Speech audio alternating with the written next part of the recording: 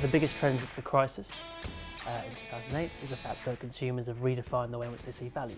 You can see that in home, you can see that in the grocery sector. Look at Tesco, its struggles over the past kind of 4 or 5 years. Aldi and Lidl, Waitrose, how they've performed relatively well. So I think that retailers need to understand any price increases they want to pass on to consumers. They have to bear that in mind, that consumers are looking for value when they spend. They're spending less on retail, so therefore to try and get that share of wallet, they need to be a lot more focused in what they do. In a nutshell, for me, it's all about around value, and retailers trying to define a strong value proposition to draw consumer spend. I think part of the value is also about brand purpose, and I think that comes really strongly into play at times of uncertainty. And we've seen it kind of in historical cycles in the past, and I think both retailers and consumers are feeling this. So therefore, buying into more than product becomes a more important decision-making process. And we've seen that really recently.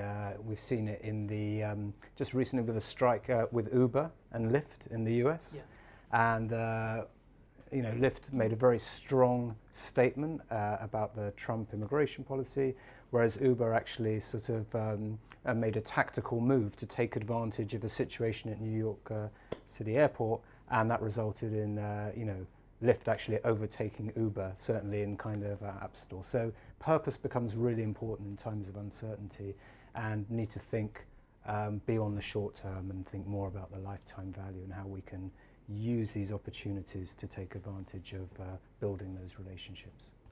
So when we talk about value, actually value isn't just about price. No. We have to bear in mind that defining anything is not as simple as putting an equation over it. This is not how human beings actually define things. So value for one person might mean a quality of fabric or durability. For another person it might mean the fit with the identity. For another person it might mean that they will represent themselves better at their work. And that's what might be the value that that particular product is delivering to them. Or it might be an indulgence or anything like that. So it's understanding a matrix of the meanings that people put behind value, and only then realizing what is the matrix of your customers to be able to deliver that with an experience and product proposition and so on. And especially when we're talking about things that are in day-to-day needs, things that are much more tied to our identity, our daily lives, our relationships with other human beings.